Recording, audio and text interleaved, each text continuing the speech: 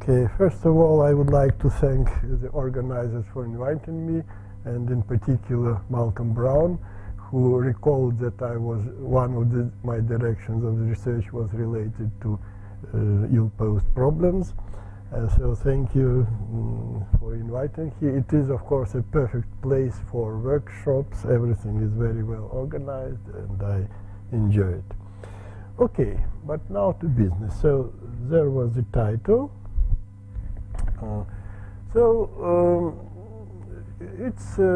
The talk is related to one of the most popular ill-posed problems about the convolution type equation.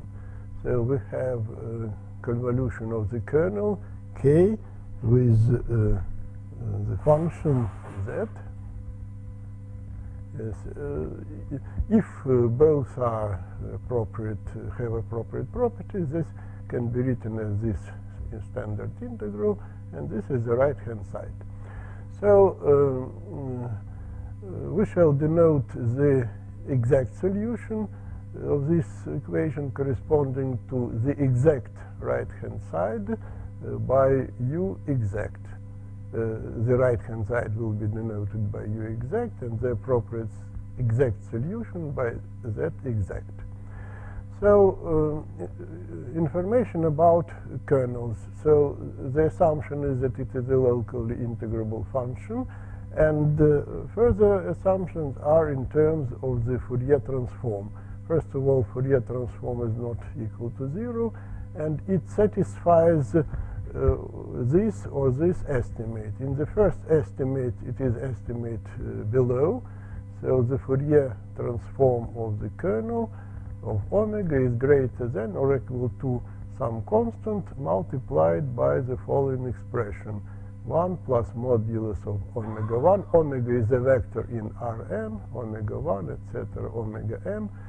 N capital is the dimension.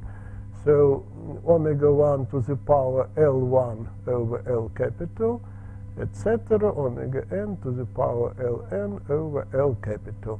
All of this to power minus n1. n1 is non-negative number, Lj are positive numbers, L capital is the maximal of Lj. And another estimate is estimate above. It is similar to what is written here. The only distinction that here we have less than or equal to, and here we have minus n2.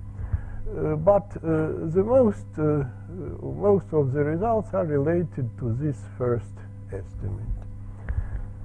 And in applications, it very often happens that the appropriate kernels satisfy this condition with some values for L1, etc., Ln. And also it is important that this estimate may be anisotropic when, of course, L1 and etc. Ln are different, not equal numbers. Okay. So to be precise, we define convolution in the following way. So first we introduce the space S prime tilde over n, which is the space of all functions, of all tempered distributions in the standard Schwarz space of tempered distributions, which is denoted by S prime of Rn. But we have the following additional assumptions, that both f and its Fourier transform are locally integrable functions.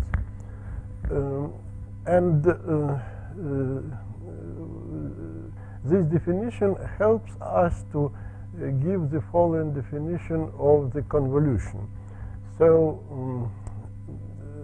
you know that the definition of convolution in general for distributions is rather tricky, but in this case it appeared to be convenient to define the convolution in the following way. So we consider functions f and g in this space, then we have the appropriate Fourier transforms.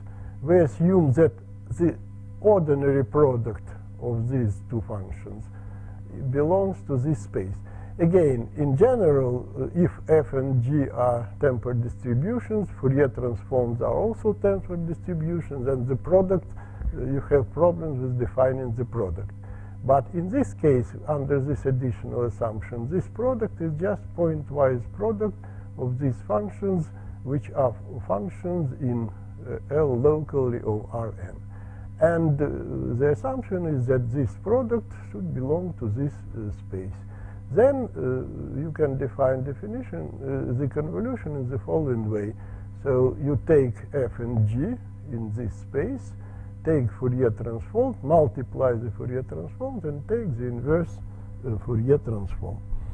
So, and this allows to consider more general equations.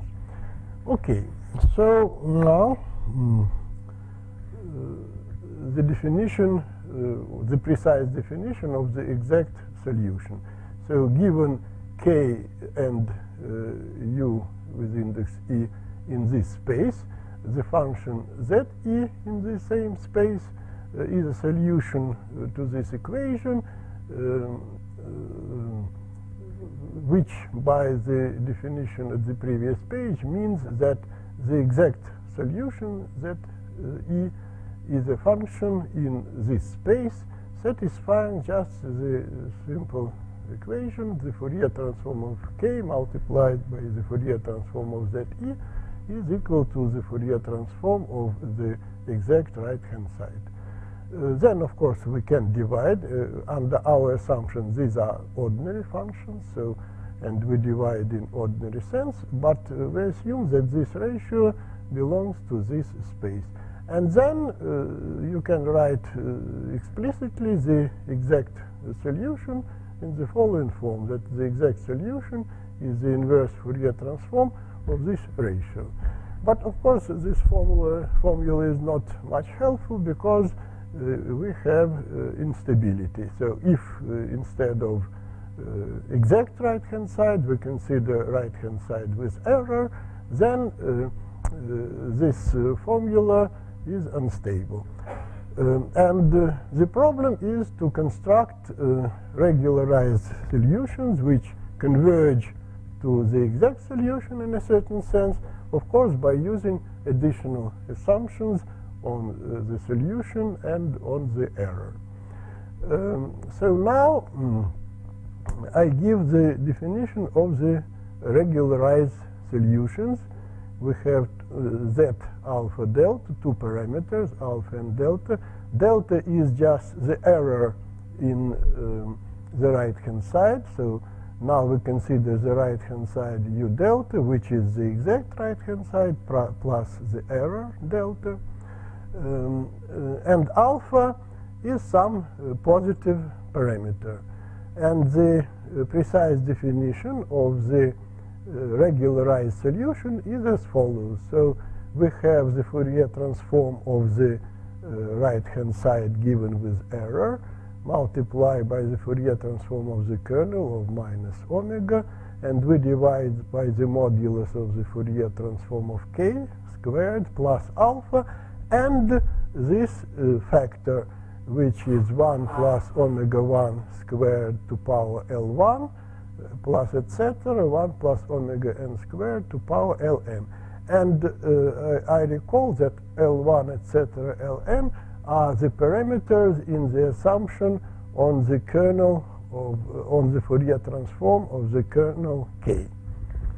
So this definition of the regularized solution depends on the parameters characterizing the Fourier transform of the kernel. This is what is sometimes called adaptive regularization, because the choice of the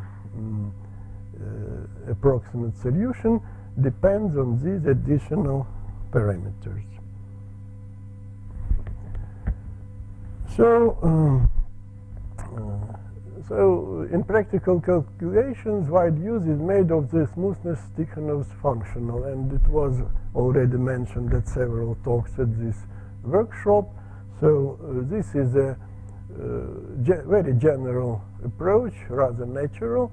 So we consider the following functional. So k convolution z in our case minus the right-hand side given with error. This norm in some space f1 squared plus the parameter of regularization alpha multiplied by the norm of z in the space f0 also squared. And instead of considering initial problem, the problem of minimization of this functional is considered. Usually under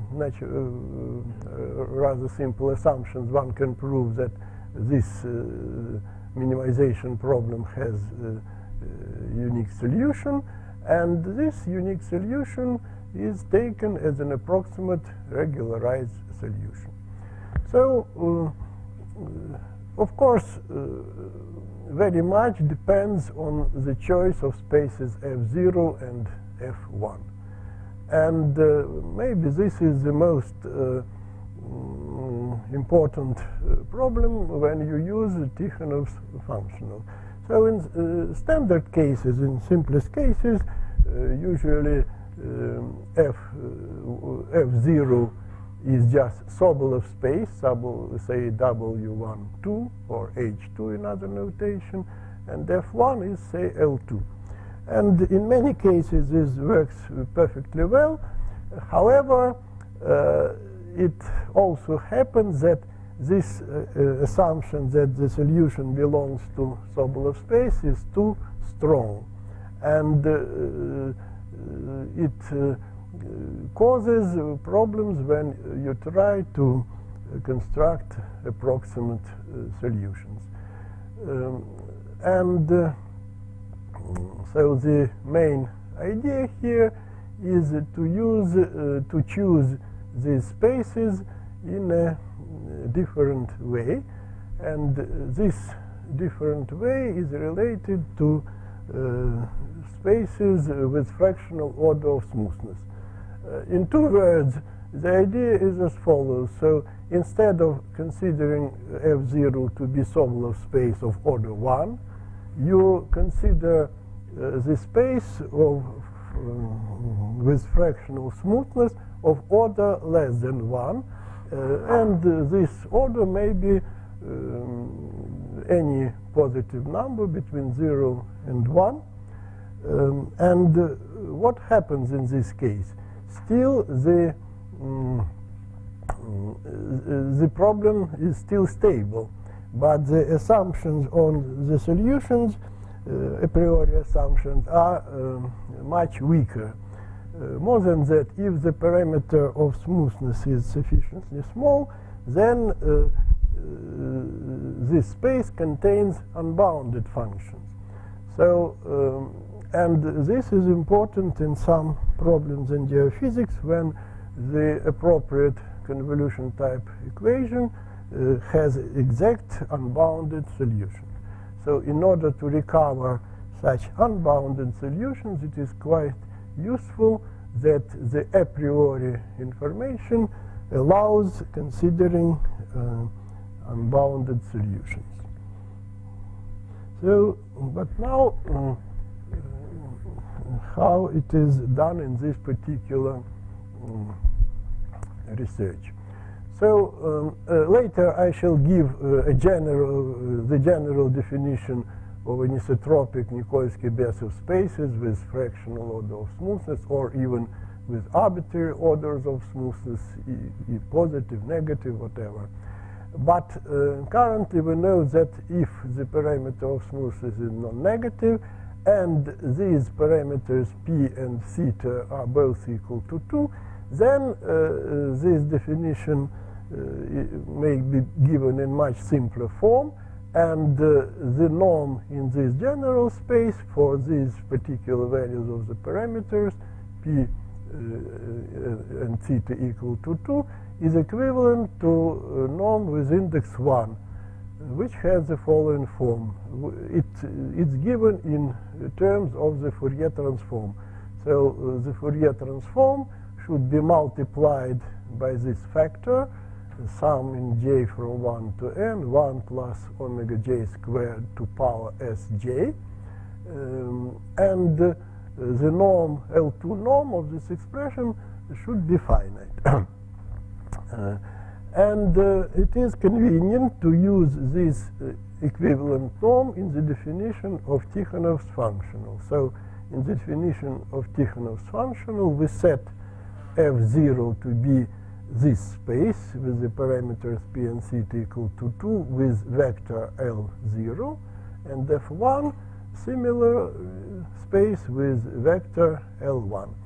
And the difference of the vectors L0 and L1 should be equal to vector L, which enters the conditions on the Fourier transform of the kernel. So if we take such spaces, then the Tikhonov's functional has the following form. We have just integral, we have sum, and we have this particular expression containing Fourier transform of k, of u delta, of z, etc. So, and the functional, the Tikhonov functional written in this form allows straightforward minimization. And if this minimization is carried out, then one can find the minimizer, and the minimizer has the following form, which is written here. So it is the inverse Fourier transform. Here we have again the Fourier transform of the right-hand side given with error, the Fourier transform of the kernel of minus omega. Here modulus of the Fourier transform squared plus alpha, and multiplied by this more complicated equation, expression, which is the first sum is related to the vector L0. So the sum 1 plus omega j squared to power L0j, and another factor to power minus 1 is related to the vector L1 and has a similar form to this one. But what should be noted that this expression can be estimated above and below by a simpler expression, sum in j from 1 to n, 1 plus omega j squared to power Lj. I recall that the vector Lj is the difference of L0 minus L1. And estimate below also holds with some positive constant a. And moreover, if we take the Fourier transform, which is quite simple here, then we again have that the Fourier transform of this exact minimizer of the Tikhonov's functional is estimated above and below by the Fourier transform of the function regularized solution z alpha delta, which was suggested at the beginning. We have two-sided sandwich estimate. And this explains the choice of the regularized solution. So we consider z alpha delta instead of the exact minimizer because it is just simpler and it is easier to work with this regularized solution. But on the other hand, it is very close to the exact minimizer of the Tikhonov's function. And in technical terms, it is a good advantage. So, in order to state the results, I need the general definition of anisotropic Nikolsky-Besov spaces. So it is not a simple definition, and as I have mentioned, if the parameters p, which is the parameter of summability, and theta is additional parameter, is these two parameters are equal to 2, then definition will be, can be given in a rather simple form by using directly the Fourier transform.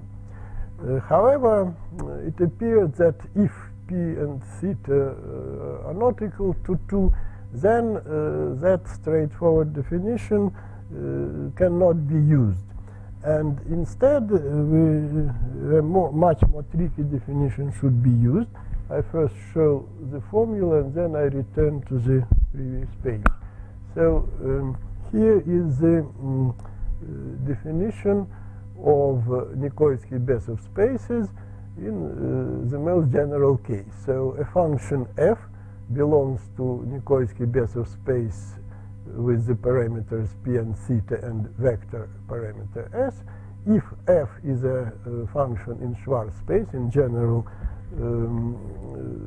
these are spaces of distributions, and the following expression is finite.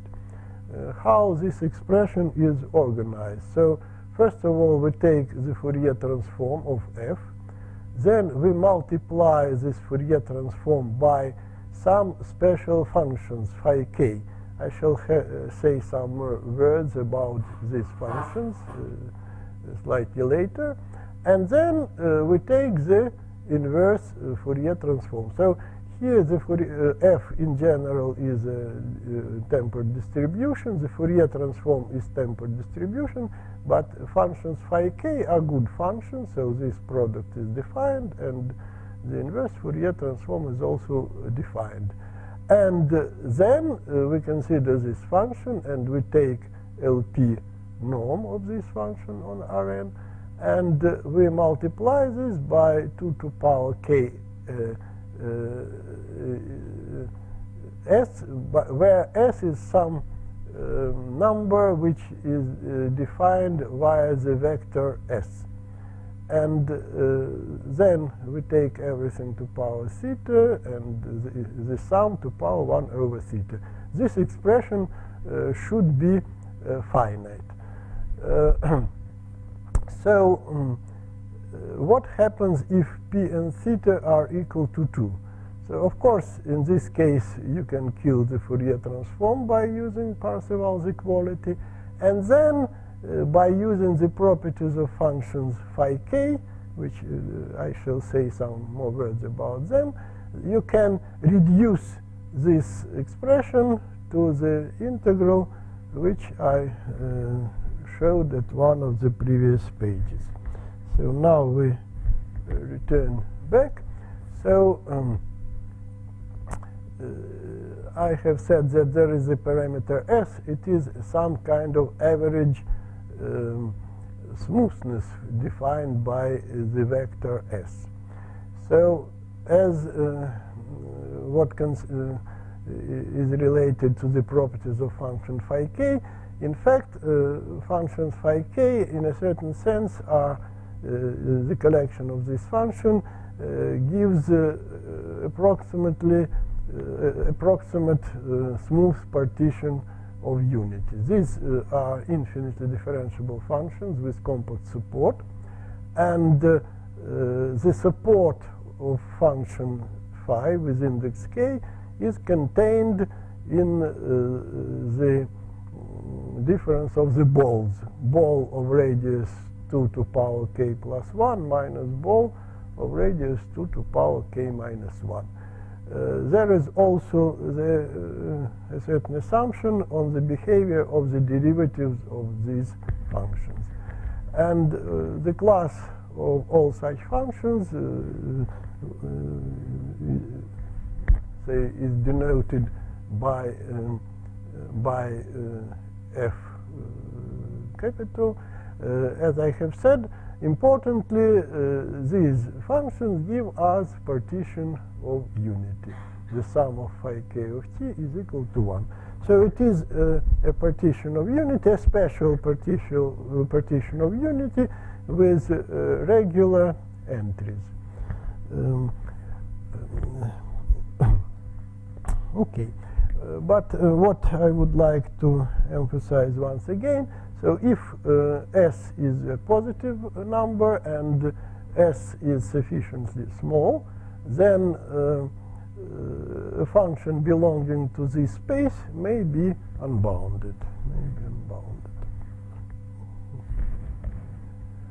Okay, so now about estimates. So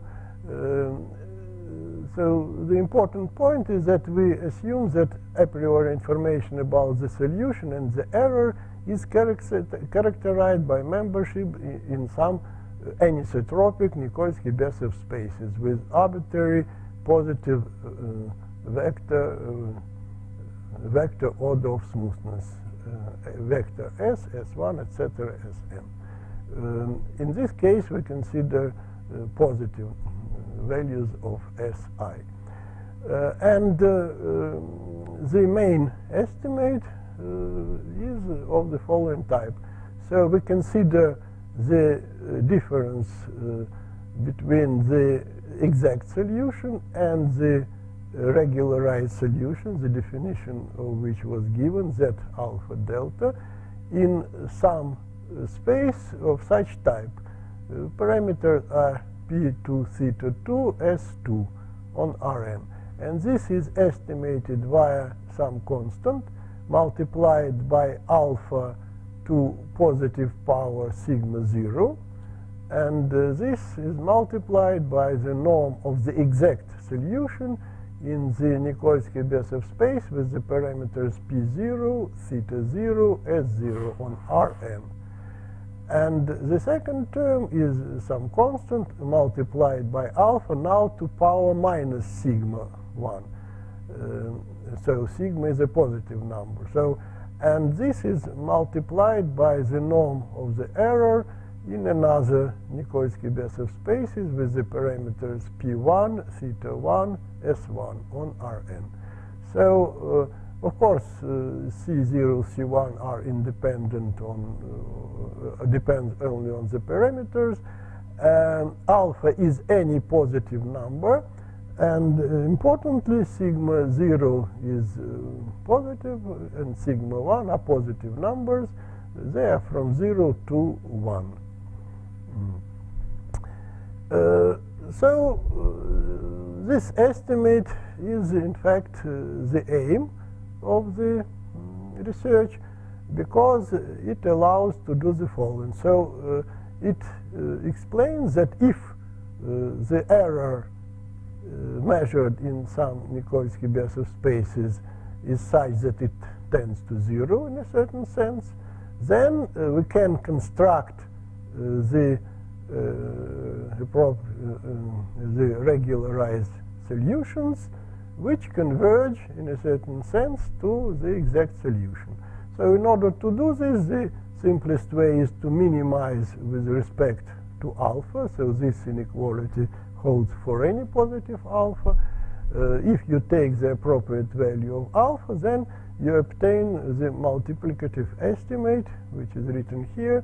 So now alpha depends on delta. We have z alpha depending on delta and another delta here minus z delta. So this is a regularized solution minus the exact solution in the norm of Nikolsky-Bessev spaces with the parameters which have index 2 everywhere, and it is estimated via some constant multiplied by norm of the exact solution in one Nikolsky-Bessev space. All indexes have 0 to a certain power, and also multiplied by the norm of the error in another Nikolsky-Bessev spaces with another power. Well, clearly, so if delta, norm of delta tends to 0 in this space, then we have convergence. We have convergence. And here again is the discussion about choice of the parameters. So the preferable choice of the parameters is such that S0, which characterizes the smoothness of the exact solution, is sufficiently small. And this is an advantage in application. Of course, as usual, you do not know much about the error. Of course, there are some assumptions of theoretical type, but this estimate gives hints how to choose the parameter of regularization, how to choose the appropriate spaces in the Tikhonov smoothing functional. And in fact, there is some prehistory. So in the department when I worked, there was an interest in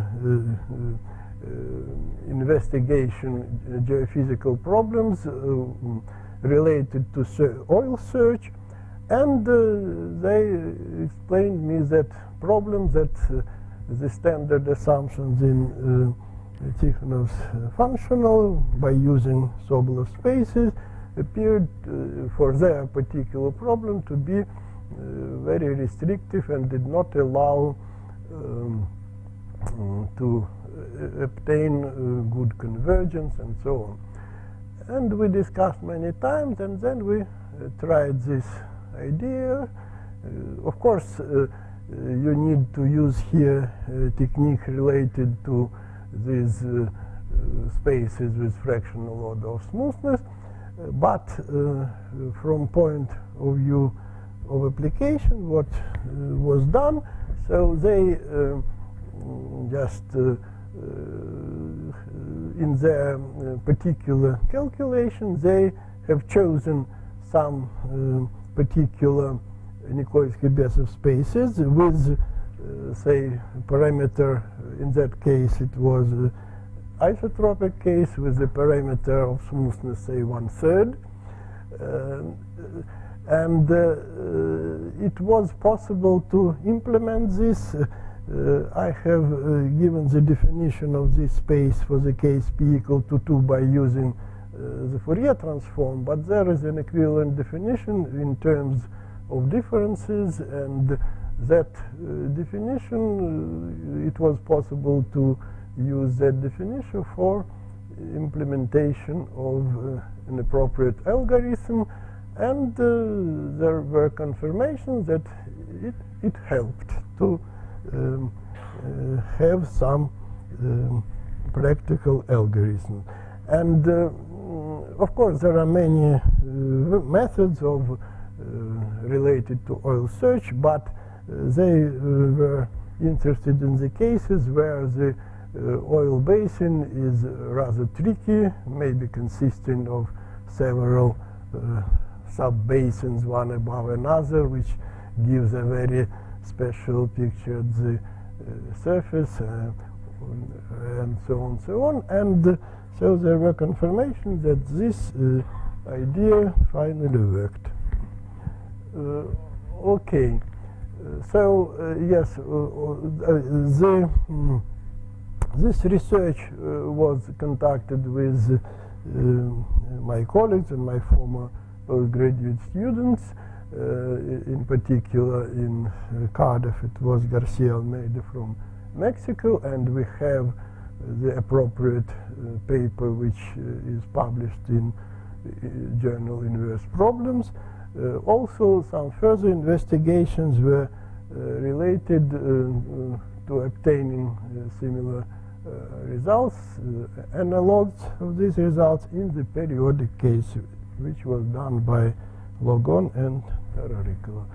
So here are some references.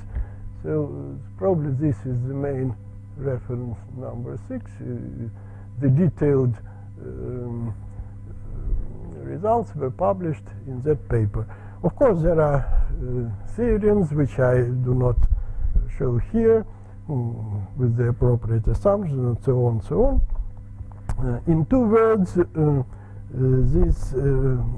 the ideas of obtaining such estimates are the following. So first of all, you consider this difference between the exact solution and the approximate regularized solution, and you represent it as some kind of convolution, and then you need estimates of convolutions in Nikolsky-Bessev spaces. All of this was done, and the estimates, and I probably show again the main estimate. So this main estimate was obtained, and in this case all the parameters which enter this estimate were proved to be sharp, and so on. Okay, so this is my general information. If anybody is interested in more detail, of course I can speak on that privately.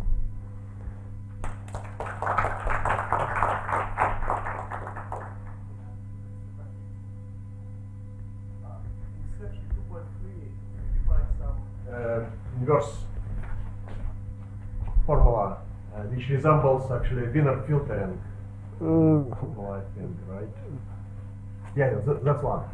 And if you just, instead of that regularization term, alpha times, well, yeah, if you put constant, it will be exactly Wiener filtering. No, and it allows solutions exist in L2, right? So, no. So can you again explain why all this omegas helps? No, compared with standard Wiener filter. First of all, so this is the formula which is used for the regularized solution. If alpha is 0, it gives you the exact solution. So this is an important factor. It's not that easy to explain it into words, but if you just kill this factor, so it will not give you the result which you want. No, it assumes that it's just constant. This constant. Yeah. But